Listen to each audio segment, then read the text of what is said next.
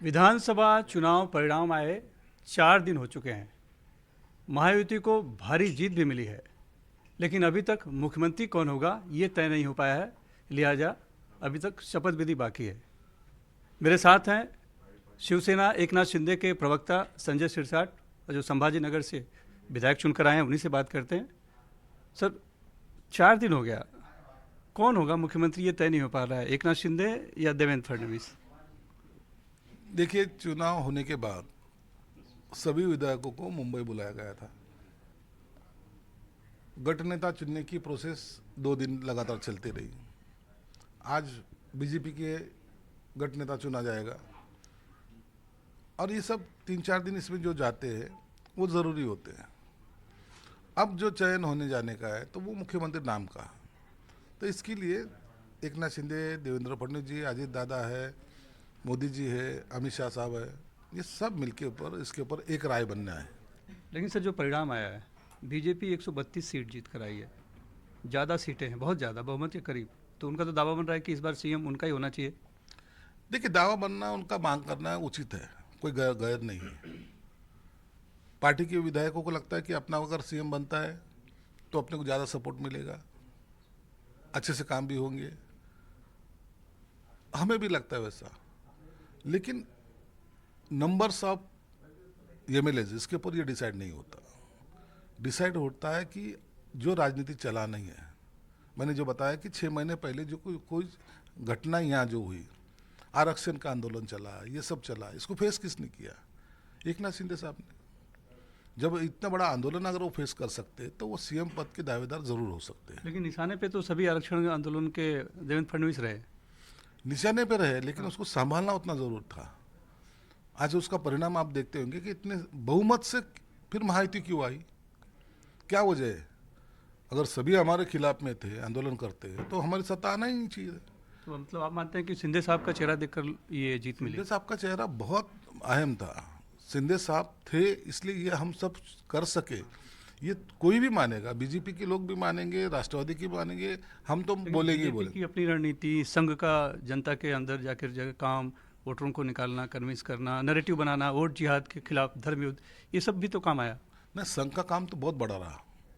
संघ ने बहुत अहम भूमिका निभाई। हर एक के मतदार संघ में जाके, भले कोई पार्टी का रहो, उनके अंदर सबसे ज़्यादा काम उन्होंने किया। ये बात हम सब मानते हैं। लेकिन संघ राजनीति में नहीं आता। संघ चुनाव जिता के देता है, वो तुम तुम्हारा काम करो। इसलिए बीजेपी की रणनीति, हमारी रणनीति, कुछ राष्ट्रवादी की रणनीति, ये सबका जो मिलाप हुआ उसकी वजह से सत्ता का इतना बड़ा केंद्र यहाँ तैयार हुआ। आज देखेंगे आप तो विरोधी पक्ष नेता भी चुनने का अवसर हमने दिया नहीं। अब ये विधानसभा में विरोधी पक्ष का नेता भी नहीं रहेगा। ये स्थिति महाराष्ट्र की है। लेकिन मामला तो फंसा है मुख्यमंत्री के चेहरे को लेकर। बीजेपी कह रही है कि उनकी 132 सीट आई है, सबसे ज़्यादा तो वो बनने चाहिए। पिछली बार बीजेपी ने 105 सीट होने के बावजूद त्याग किया था, तो इस बार शिंदे जी को त्याग करना चाहिए, उनको डिप्टी सीएम बन जाना चाहिए। भाई, त्याग के बारे में बात मत करो। त्याग करने वाले तो हम लोग हैं। अच्छा, उनसे बात करें। सत्ता छोड़ के त्याग करना बहुत बड़ी बात होती है। सब चीज़ों को हमने फेस किया है। हमें गद्दारी का सिक्का मिला है, हमको खो का सिक्का मिला है। सभी ठप्पे जो है हमारे पे गिरे हैं और उसमें से हम उभर के आए। ये बहुत बड़ी बात है। लोगों को ऐसा लग रहा था लोकसभा के टाइम ये कुछ सुपड़ा साफ हो जाएंगे, 1-2 सीट आ जाएंगी। हमने वहाँ हमारा स्ट्राइक रेट दिखा दिया। लोगों को लगता नहीं, विधानसभा के टाइम इनको आप सुपड़ा साफ करेंगे। अब हमारे ज़िले की बात करेंगे, जितने थे उसमें एक बढ़ोतरी हुआ, कम नहीं हुआ। मतलब लोगों ने हमारी भूमिका एक्सेप्ट की। तो ये त्याग की भूमिका हमारी जब रही, वही तो ये सत्ता का परिवर्तन हुआ। मतलब आप लोगों के हिसाब से एकनाथ शिंदे ही बड़ा चेहरा है महाराष्ट्र के? नहीं, हमारे हिसाब से तो बड़ा चेहरा एकनाथ शिंदे साहब ही है। उनका जो राजनीति उन्होंने जो की है, जिस तरीके से उन्होंने काम किया है, उनका एक अलग सा रिकॉर्ड बन चुका है। कॉमन मैन कौन? तो एकनाथ शिंदे। सबको मिलने वाला मुख्यमंत्री कौन? एकनाथ शिंदे। योजना लाने वाला कौन? एकनाथ शिंदे। इम्प्लीमेंट करने का वाला कौन? एकनाथ शिंदे। भले सबका सहयोग था, ऐसा नहीं है कि सब अकेले लेकिन नहीं किया। चाणक्य कौन तो बोलते हैं देवेंद्र फडणवीस। अब ये देखो, मंत्रिमंडल है, इसमें चाणक्य की भूमिका एक जन निभाएगा, कोई और कोई भूमिका निभाएगा। ये तो चलते ही रहेगा ना। लेकिन राजा राजा ही होता है। अच्छा, कुछ फै- वो बीजेपी के केंद्रीय नेतृत्व से कहीं से कुछ आया? सीएम पद के चेहरे के बारे में कोई संदेश भेजा गया, जैसा कि रामदास आठवले कह रहे हैं कि बता दिया गया है एकनाथ शिंदे को कि भाई आपको इस बार या तो डिप्टी सीएम बनना है, अगर नहीं बनना चाहे तो केंद्र में आ सकते हैं, केंद्र में ले सकते हैं। अरे रामदास आठवले को सीरियसली मत लो, वो बेचारों ने उनकी राय रखी है, उनको लगता है अब वो शायद केंद्र में सुखी होंगे इसलिए उन्होंने बताया, लेकिन हमको राजनीति महाराष्ट्र में करनी है, महाराष्ट्र में ही हम संभालेंगे और महाराष्ट्र की राजनीति छोड़ के एकनाथ शिंदे साहब केंद्र में नहीं जाएंगे और ऐसी कोई भी ऑफर उनको आई भी नहीं है, ना वो स्वीकार भी नहीं करेंगे। मतलब अभी तो कुछ बात ही नहीं हुई सीएम पद पे? इसके बारे में कोई बातचीत नहीं हुई, अभी फोनो फ्रेंड होते रहता है, लेकिन अभी जो मेन जो बैठक है वो होके कल परसों तक ये नाम डिक्लेयर हो जाएगा। मामला फंसा कहाँ पर है? ऐसा बताया जा रहा है कि शायद आप लोग यानी डिप्टी सीएम अगर बनते हैं तो होम भी मिलना चाहिए, ये इस विभागों को लेकर कहीं कसमकस है? कुछ भी नहीं, ऐसा कुछ नहीं है, सिर्फ सीएम का नाम डिक्लेयर होना है, उसके बाद विभागों का चयन एक ही घंटे में सब हो जाएगा, उसमें कोई देरी नहीं लगेगी। अब सीएम का नाम डिसाइड करने में ऊपर के लोग भी बहुत सोच विचार करके सब तरफ का रिपोर्ट लेके ही करते हैं, तो इसलिए उनको थोड़ा टाइम देना ज़रूरी है।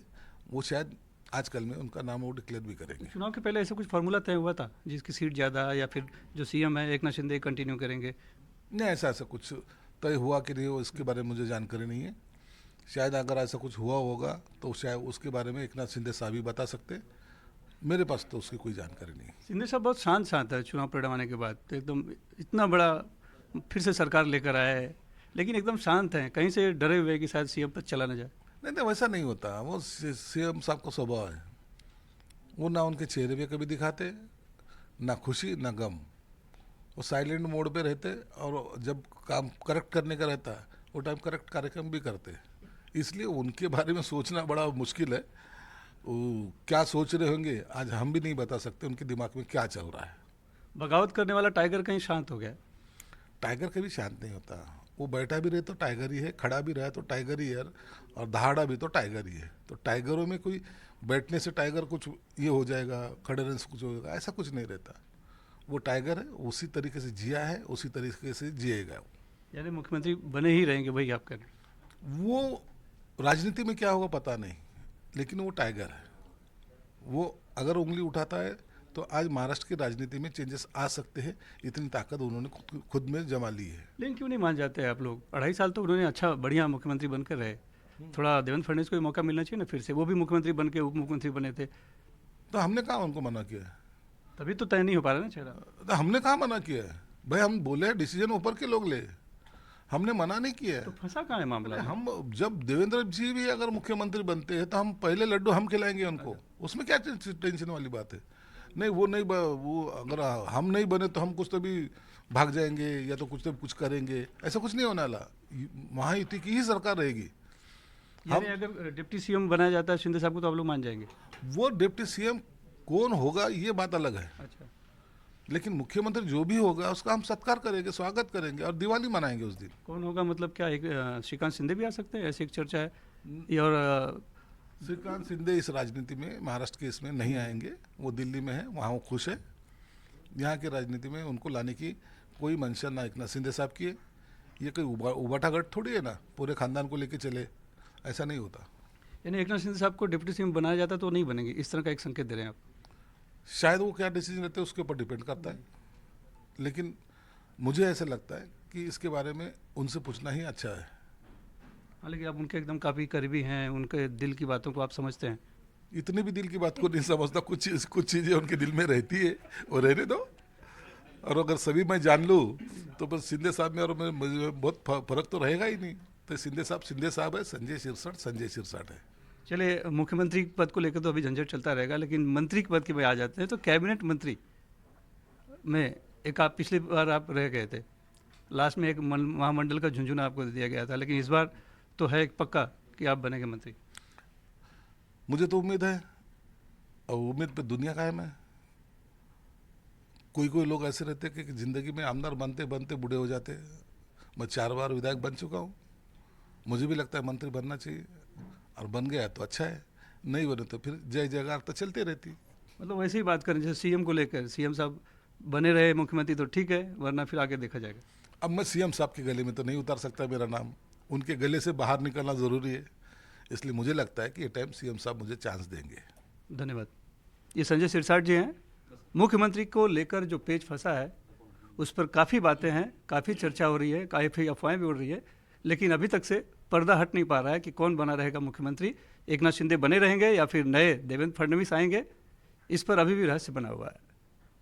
मुंबई से कैमरामैन राजेंद्र दयाल के साथ सुनील सिंह, NDTV इंडिया के लिए।